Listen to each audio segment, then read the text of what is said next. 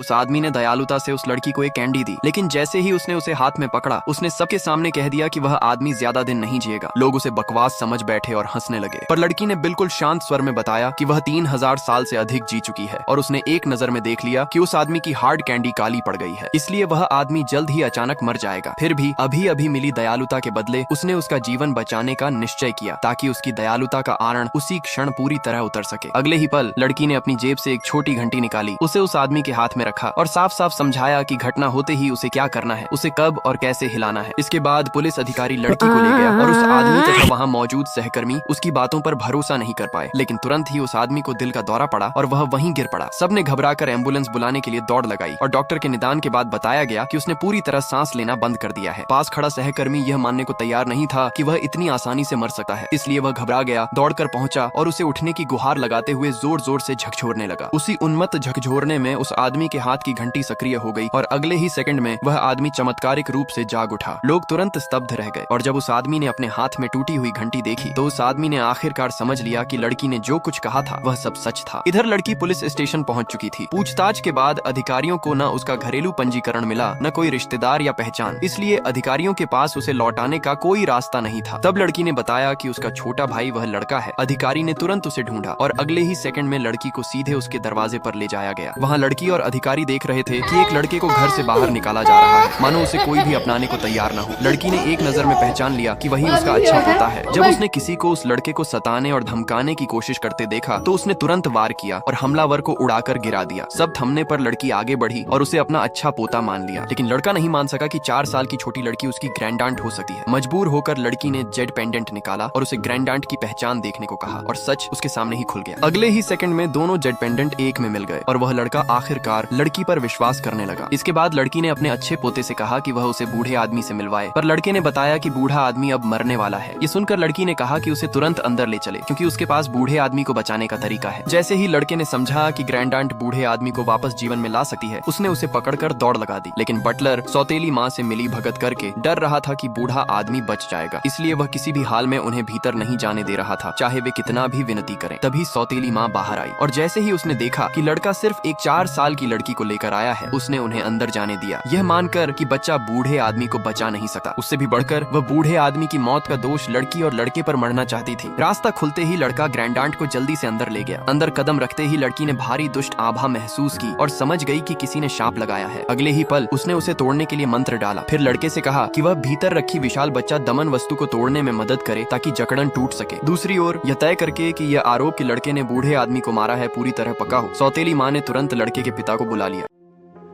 ठीक है, ये बताओ कौन सा सब्जेक्ट अच्छा लगता है? कौन सब्जेक्ट अच्छा लगता है? बैगन। अच्छा।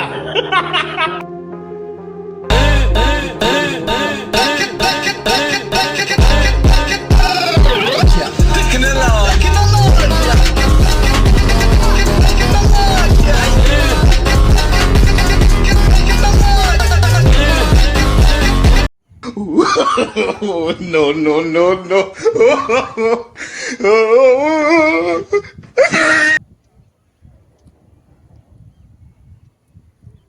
चलो थोड़ी जान पहचान बढ़ाते हैं। मैं इधर से हूँ और मैं इधर से हूँ और मैं इधर से हूँ और मैं इधर से हूँ। अब देखते हैं हमारे आगे कौन वीडियो बनाते हैं। अस्सलाम वालेकुम।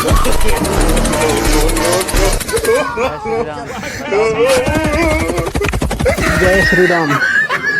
मैं इधर से हूँ।